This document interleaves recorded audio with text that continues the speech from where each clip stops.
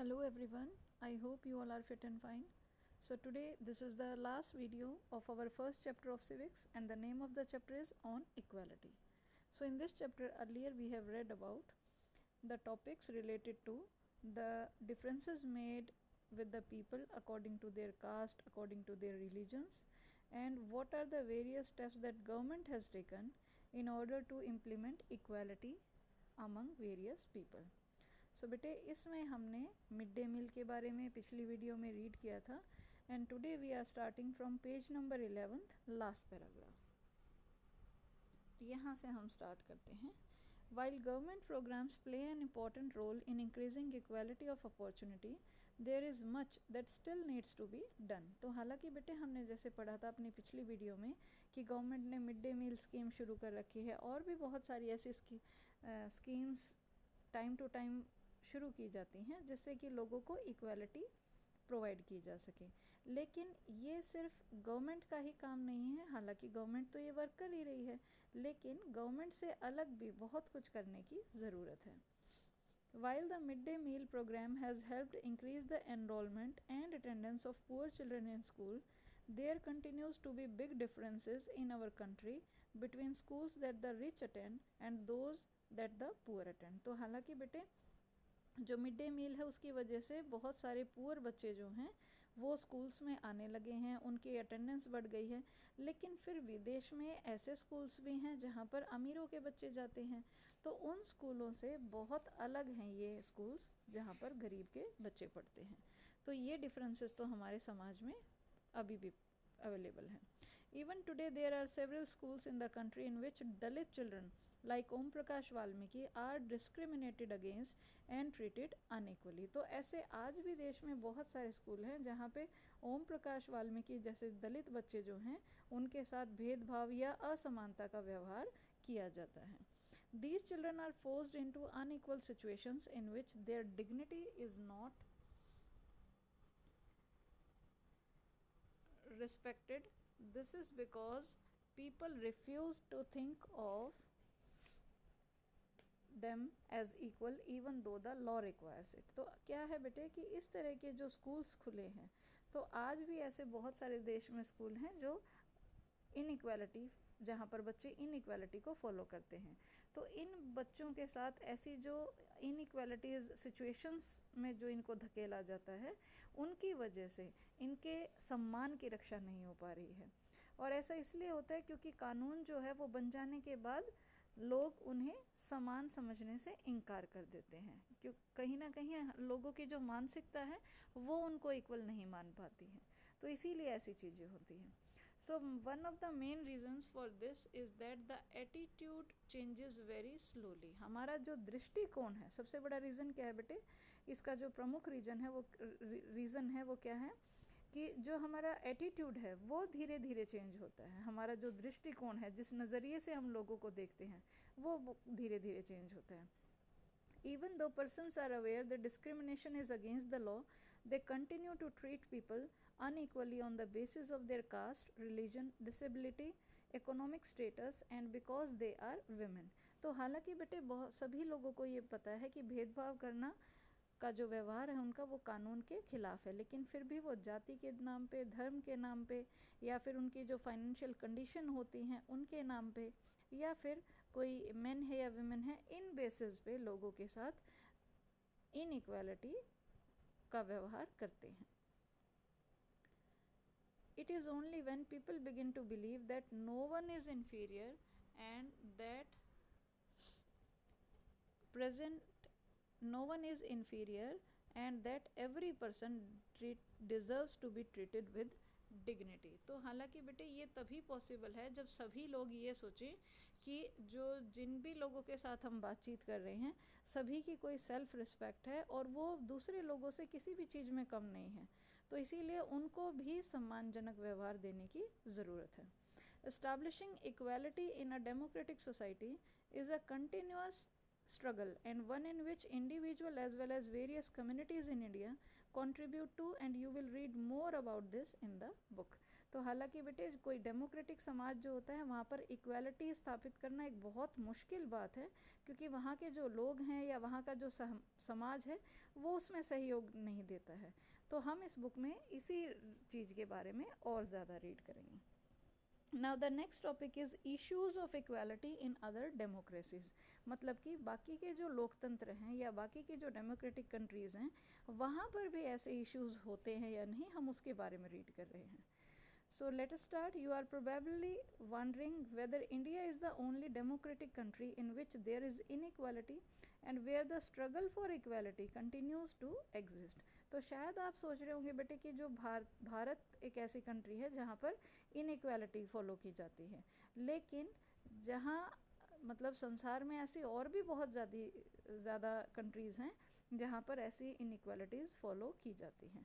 So the truth is that in many democratic countries around the world, the issue of equality continues to be the key issue around which communities struggle. तो हालांकि बेटे हमें ऐसा लगता है कि ऐसा भारत में ही है, लेकिन ये बिल्कुल सच नहीं है। सच ये है कि संसार के बहुत सारे ऐसे डेमोक्रेटिक कंट्रीज़ हैं जहाँ पर आज तक भी इक्वालिटी का जो ये मुद्दा है इस पर बहुत ज़्यादा संघर्ष हो रहा है।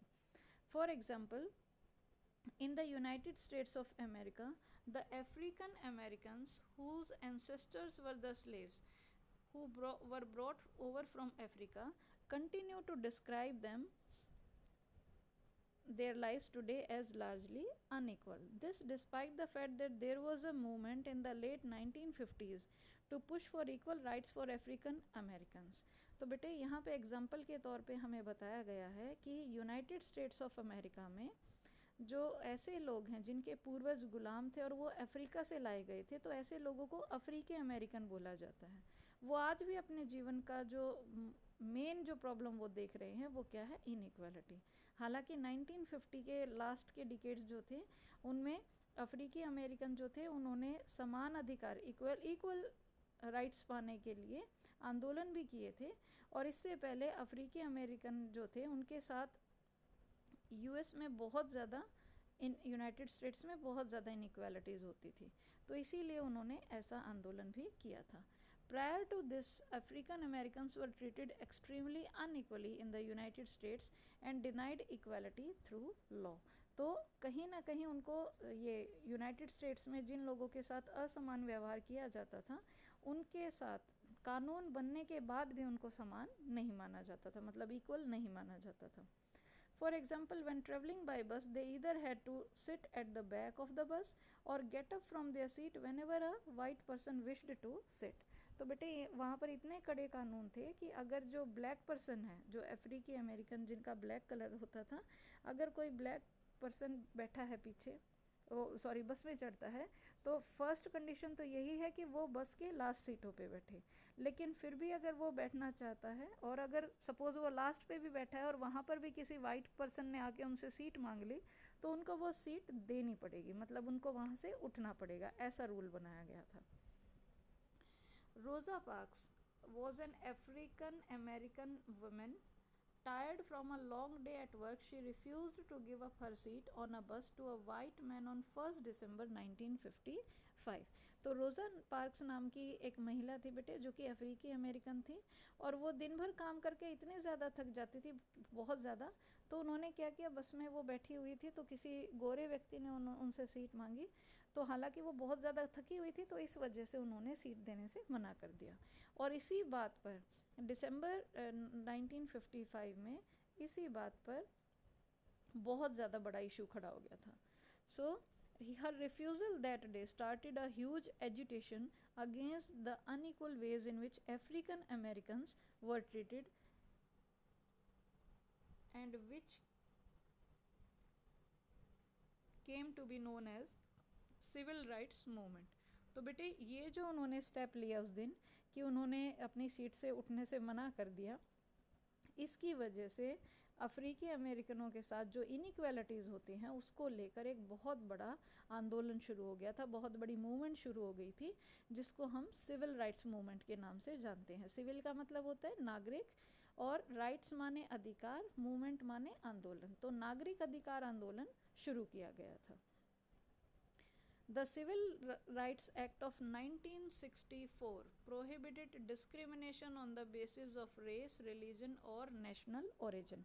तो बेटे 1964 में ये जो सिविल राइट्स मूवमेंट चलाई गई थी, इसकी वजह से जो लोगों के साथ रेस के अकॉर्डिंग, मतलब उनके कलर के अकॉर्डिंग, उनके धर्म के अकॉर्डिंग, या जहाँ पर उनका जन्म हुआ है इसके अकॉर्डिंग वो जो उनसे भेदभाव किया जाता था वो रोक दिया गया. It also stated that all schools would be open to African American children and that they would no longer have to attend separate schools specially set for them. अब उसके बाद बेटे पहली बात तो ये कि उनके साथ भेदभाव ख़त्म करने के लिए रूल बनाए गए. दूसरा क्या था कि जो अफ्रीकी अमेरिकन बच्चे थे उन सब के लिए भी सेम स्कूल्स के ऑर्डर्स आ गए कि पहले वाइट पर्सन्स के अलग स्कूल थे, अफ्रीकन अमेरिकन के अलग थे. तो अब ये नया रूल बनाया गया कि जो अफ्रीकी अमेरिकन बच्चे हैं वो भी सभी स्कूल के में दाखला ले सकते हैं. अब उनको नए अलग स्कूल में जाना नहीं पड़ेगा जो स्पेशली उनके लिए खोले गए थे. However, despite this, a majority of African Americans continue to be among the poorest in the country. Most African American children can only afford to attend government schools that have fewer facilities and poorly qualified teachers as compared to white students who either go to private schools or live in areas where the government schools are as highly rated as private schools. तो बेटे यहाँ पे lastly क्या बताया गया कि इतने कड़े कानून बनने के बाद भी जो बहुत सारे ऐसे अफ्रीकी अमेरिकन गरीब थे जो अपने बच्चों को केवल सरकारी स्कूलों में ही एडमिशन दिलवा सकते थे जहाँ पर कम सुविधाएं थी और कम योग्यता वाले ही वहाँ पर टीचर्स लगाए जाते थे. जबकि जो गोरे बच्चे थे वो अपने प्राइवेट स्कूल्स में भी जाते थे और ऐसे एरियाज़ में भी जाते थे जहाँ के जो सरकारी स्कूल थे उनका लेवल काफ़ी अच्छा था, मतलब या तो प्राइवेट स्कूल जैसा ही उनकी फैसिलिटीज़ थी. तो इस तरह के बेटे इनइक्वालिटीज़ उस टाइम पे की जाती थी. Now moving to the next page. Excerpt from Article 15 of the Indian Constitution. तो बेटे यहाँ पे बताया गया है ये जो हमें कुछ अंश दिए गए हैं भारत का जो संविधान है उसके आर्टिकल 15 के, मतलब जो रूल्स बनाए गए हैं उन रूल्स को हम आर्टिकल बोलते हैं. तो उसके कुछ रूल्स बताए गए हैं. फर्स्ट इसमें बताया गया है कि कोई भी राज्य जो है वो किसी भी नागरिक के अगेंस्ट धर्म के अकॉर्डिंग या जाति के अकॉर्डिंग, लिंग के अकॉर्डिंग या उसके जन्म के स्थान के अकॉर्डिंग किसी भी आधार पर उनके साथ भेदभाव नहीं कर सकते हैं. सेकंड पॉइंट जो यहाँ पे बताया बेटे वो क्या बताया है कि कोई भी स्टेट जो है वो रिलीजन के बेसिस पे या जाति के बेसिस पे या प्लेस ऑफ बर्थ के बेसिस पे किसी भी व्यक्ति को ना तो शॉप्स में जाने के लिए, रेस्टोरेंट्स, होटल्स, जो पब्लिक एंटरटेनमेंट की जितनी भी जगह हैं वहाँ पर जाने से उनको नहीं रोका जा सकता. और तो और जैसे जो तालाब हैं, स्नान घाट हैं, सड़क हैं या सार्वजनिक जो स्थान होते हैं ऐसे प्लेसेस पे भी उनको जाने से रोका नहीं जा सकता. तो ये राइट्स हमारे आर्टिकल 15 के अकॉर्डिंग बनाए गए हैं. Now comes the topic that is challenge of democracy. तो बेटे यहाँ पे हम पढ़ेंगे कि जो डेमोक्रेसी है, लोगों का जहाँ पर राज होता है, लोकतंत्र में क्या क्या चुनौतियाँ देखने को मिलती हैं. No country can be described as being complete democratic. There are always communities and individuals trying to expand the idea of democracy and put for a greater recognition of equality existing as well as new issues. तो बेटे कोई भी देश जो है वो पूरी तरह से हम उसको डेमोक्रेटिक नहीं बोल सकते क्योंकि हमेशा से ऐसे समुदाय, ग्रुप्स या पीपल रहे हैं जो लोकतंत्र को एक अलग मीनिंग देते हैं और ज़्यादा से ज़्यादा इक्वालिटी लाने के लिए उस पर सवाल भी खड़े करते हैं कि क्यों हम इक्वल माने लोगों को.